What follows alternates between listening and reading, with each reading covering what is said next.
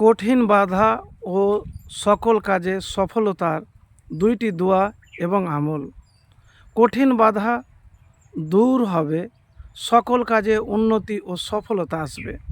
সফলতা আপনার পায়ে এসে লুটিয়ে পড়বে।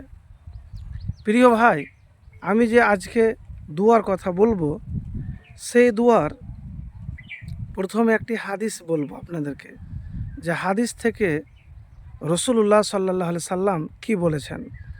আবু হুরায়রা রাদিয়াল্লাহু তাআলা বলেন, রসুল সাল্লাহ সাল্লাম বলেন, শক্তিশালী মুমিন আল্লাহর কাছে দুর্বল মুমিনের চেয়ে বেশি প্রিয় ও বেশি ভালো, যদিও সকল মুমিনের মধ্যেই কল্যাণ বিদ্যমান। তোমার জন্য কল্যাণকর বিষয় অর্জনের জন্য তুমি সুদূর ইচ্ছা নিয়ে চেষ্টা করবে এবং আল্লাহর কাছে সাহায্য প্রার্থনা করবে। কখনোই দুর্বল বা হতাশ হবে না।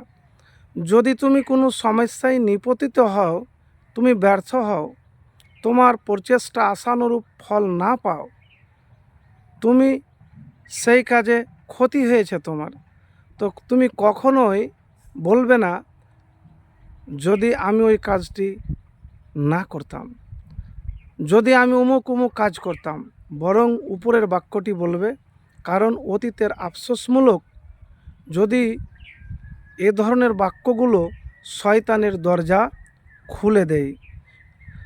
মুসলিম শরীফ 2664 নাম্বার। নবীজি কি বলতে বলেছেন? যখন ব্যর্থ হবেন, বাধা আসবে, আপনার লস হবে, ক্ষতি হবে, তখন বলেছেন, কদারুল্লাহি ওয়ামা সা ফালা। জীবনে ব্যর্থতার সময়তে যখন সফল হতে পারবেন না, চেষ্টা করেও আপনার চেষ্টা কোনো কাজে আসে না, তো এই আমল করতে গেলে দেখবেন পরের দিনই আপনি সফল হবেন, সফলতা লাভ করবেন। যদি দোয়া কবুল হয় তো কি বলবেন? কদারুল্লাহি ওয়ামা সা ফাআলা। এর অর্থ হলো এটি আল্লাহর ফয়সালা, আর তিনি যা ইচ্ছা করেছেন। মানে আল্লাহর ফয়সালার উপরে আপনি অসন্তুষ্ট হবেন না। দোয়া করেন, আল্লাহ তুমি আমাকে দাও, আমি ব্যর্থ হচ্ছি।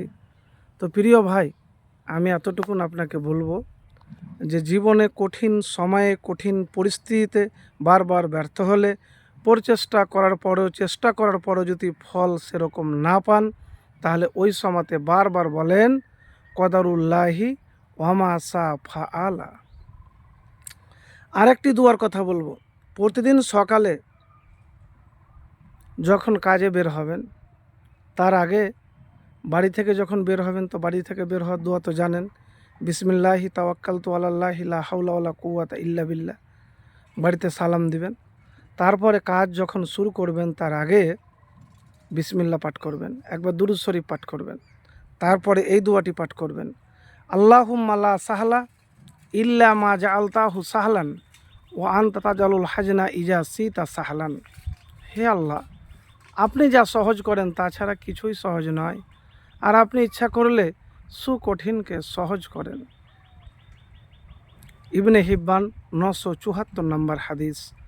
তা আমি আপনাদেরকে ছোট্ট দুইটি সহজ দোয়ার কথা বললাম। এই দোয়া নিয়মিত যদি আপনার জীবনে আমল করতে পারেন, তাহলে হতে পারে উন্নতির দরজা, সফলতার দরজা খুলে যাবে। সফল তখনই হবেন যখন আপনি হাল ছাড়বেন না, প্রচেষ্টা করতেই থাকবেন, আল্লাহর কাছে দোয়া করতেই থাকবেন, ইনশাআল্লাহ সফল হবেন।